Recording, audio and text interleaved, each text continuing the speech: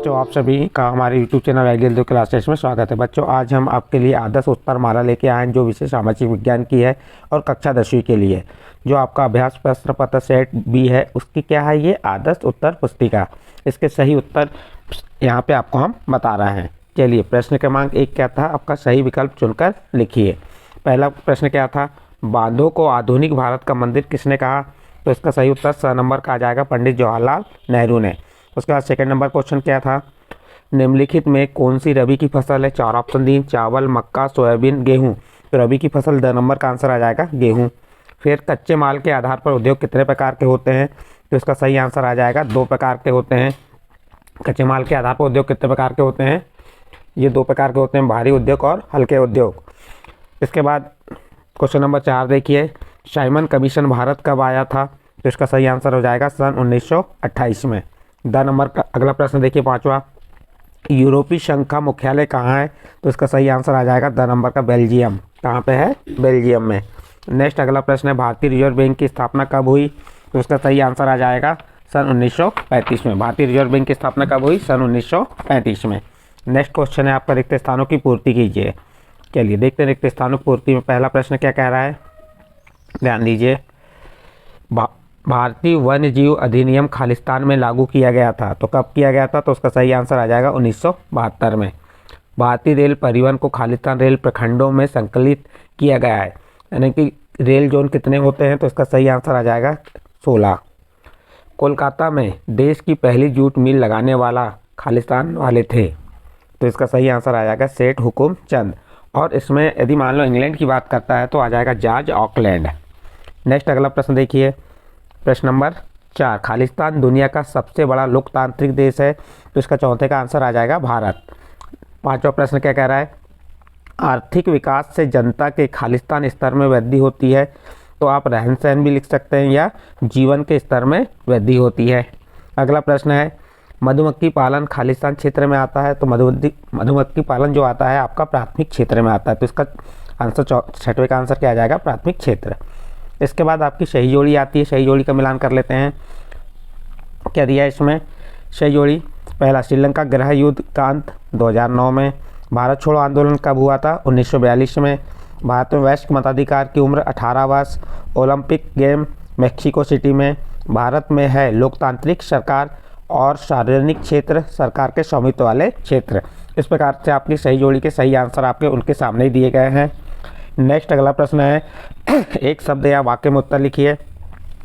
देखिए पहला प्रश्न क्या था, बॉक्साइट किस उद्योग के लिए कच्चा माल प्रयुक्त होता है?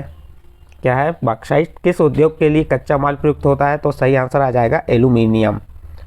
इसके बाद नेक्स्ट है, राष्ट्रीय राजमार्गों का निर्माण व रख रखाव किस विभाग के अधिकार क्षेत्र में आता है?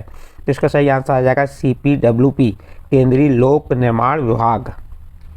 किसके द्वारा? केंद्रीय लोक निर्माण विभाग द्वारा किया जाता है। फिर अगला प्रश्न है, IMF का पूरा नाम क्या है? अंतर्राष्ट्रीय मुद्रा कोष। इसका पूरा नाम क्या है? अंतर्राष्ट्रीय मुद्रा कोष। नेक्स्ट प्रश्न 4था नंबर का, औद्योगिक क्रांति सर्वप्रथम कहाँ प्रारंभ हुई थी? तो आंसर हो जाएगा इंग्लैंड में। वंदे मातरम गीत के रचयिता कौन थे? तो इसका सही आंसर है बंकिम चंद्र चटर्जी। फिर नेक्स्ट है, बहुराष्ट्रीय कंपनियों द्वारा किए गए निवेश को कहा जाता है? तो क्या कहा जाता है? विदेशी निवेश। तो इस प्रकार आपके एक शब्द और एक वाक्य वाले उत्तर कंप्लीट हुए। इसके बाद प्रश्न नंबर 5 है, सत्य असत्य के लिखिए। सत्य असत्य में पहला क्या है, कौंडला बंदरगाह एक ज्वारी पतन है, सत्य। बिना किसी पारिश्रमिक के काम करवाना बेकार कहलाता है, तो ये भी सत्य आ जाएगा। रेंडर पैक नामक पशु रोग अमेरिका में फैला, ये असत्य है। ये कहाँ फैला था? अफ्रीका में फैला था। उसके बाद है, सन 1804 की नागरिक संहिता को आमतौर पर हिटलर की संहिता के नाम से जाना जाता है, सत्य। ये किसके नाम से जाना जाता है? हिटलर के नाम से जाना जाता है। यह प्रश्न आपके बुक में भी दिया हुआ है, आप पढ़ सकते हैं उसमें जाके। उसके बाद अगला प्रश्न है, प्रति व्यक्ति आय की गणना सभी देशों के लिए डॉलर में की जाती है। सॉरी, 5वां प्रश्न छूट गया था, लोकतंत्र की सफलता में अशिक्षा बाधक नहीं है, ये कथन आ जाएगा असत्य। फिर 5वां, प्रति व्यक्ति आय की गणना सभी देशों के लिए डॉलर में की जाती है, सत्य आ जाएगा। तो इस प्रकार से आपके कितने सत्य हो गए? 4 सत्य और 2 असत्य हैं। तीसरा और 5वां असत्य है, बाकी सभी सत्य हैं।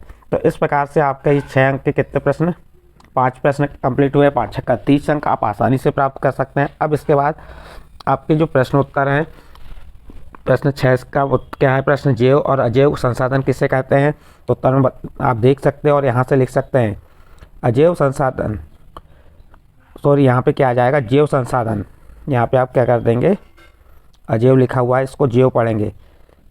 इन संसाधनों की प्राप्ति जीवमंडल से होती है और इनमें जीवन व्याप्त होता है। वो कौन से संसाधन कहलाते हैं, जैव।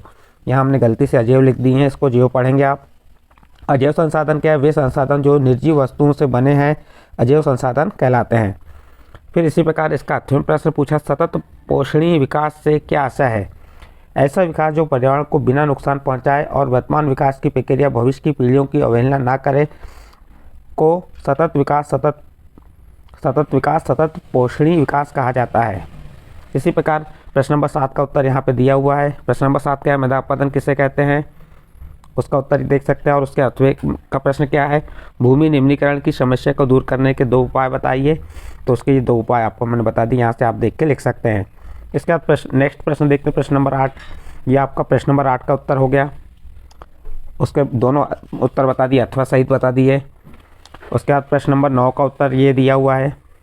आप प्रश्न नंबर 9 का उत्तर यहाँ से देख के लिख सकते हैं या पढ़ सकते हैं। प्रश्न नंबर 9 क्या है, आधारभूत उद्योग क्या है, उदाहरण देकर समझाइए। और उसका 8वें का क्या कह रहा है, राष्ट्रीय अर्थव्यवस्था में उद्योगों के कोई 2 योगदान बताइए। इसी प्रकार प्रश्न नंबर 10 क्या है, डिजिटल भारत क्या है, समझाइए। और उसका 8वें का प्रश्न क्या है, सड़क परिवहन के 2 महत्व बताइए। तो इन दोनों के उत्तर यहाँ पे आपको हमने लिख के बता दिए हैं। नेक्स्ट अगला प्रश्न है प्रश्न नंबर 11, क्या है, राजमार्ग से क्या आशय है। और उसका 8वां वाला प्रश्न है, स्वर्णीय चतुर्भुज महाराजमार्ग किसे कहते हैं। तो ये प्रश्न नंबर 11 के उत्तर, दोनों के उत्तर हमने बता दिए, 8वें का भी उत्तर बता दिए। इसके बाद 12 के दोनों प्रश्न, 12 नंबर प्रश्न, आयात शुल्क किसे कहते हैं या गिरमिटिया मजदूर किसे कहते हैं। तो इन दोनों प्रश्नों के उत्तर ये आपके पास लिखे हुए हैं, आप देख सकते हैं स्क्रीन पे। इसके बाद प्रश्न नंबर 13 क्या दिया हुआ है, जवाहर कौन थे। और उसका 8वां प्रश्न, ईटी पाल कौन था। तो इनके उत्तर यहाँ बता दिए हैं। इसके बाद प्रश्न नंबर 14 के भी उत्तर देख सकते हैं, 14। इसके बाद प्रश्न नंबर 15 के दोनों प्रश्नों के उत्तर हैं। प्रश्न नंबर 16 का उत्तर देख सकते हैं यहाँ पे, ये प्रश्न नंबर 16 के उत्तर हो गए।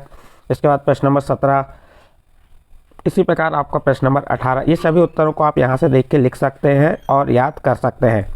इसके बाद प्रश्न नंबर 19, ये प्रश्न नंबर क्या हो गया 20। इसके बाद प्रश्न नंबर 21। अब इन प्रश्नों को देख के लिख सकते हैं, स्क्रीन पे दिए हुए हैं। इसके बाद प्रश्न नंबर 22, ये आपका प्रश्न नंबर 22 का 8वें का आंसर हो गया। और इसके बाद लास्ट आपका आएगा प्रश्न नंबर 23, जिसमें आपको नक्शा फिलअप करना है। देखिए यहाँ पे नक्शा भी फिलअप करके बता दी हमने, नरोरा। ये आप नक्शे को इस प्रकार से फिलअप कर सकते हैं। इस प्रकार बच्चों आपके जो कितने प्रश्न हैं, टोटल प्रश्न है आपके 23 प्रश्नों को हमने यहाँ पे बता दिए, उनके उत्तर सहित। यदि आपको हमारे द्वारा ये जो प्रश्न पत्र बताया गया ये अच्छा लगा हो तो आप हमारे चैनल आइडियल देव क्लासेस सब्सक्राइब कीजिए, लाइक कीजिए एवं अन्य ग्रुप में शेयर जरूर कीजिए।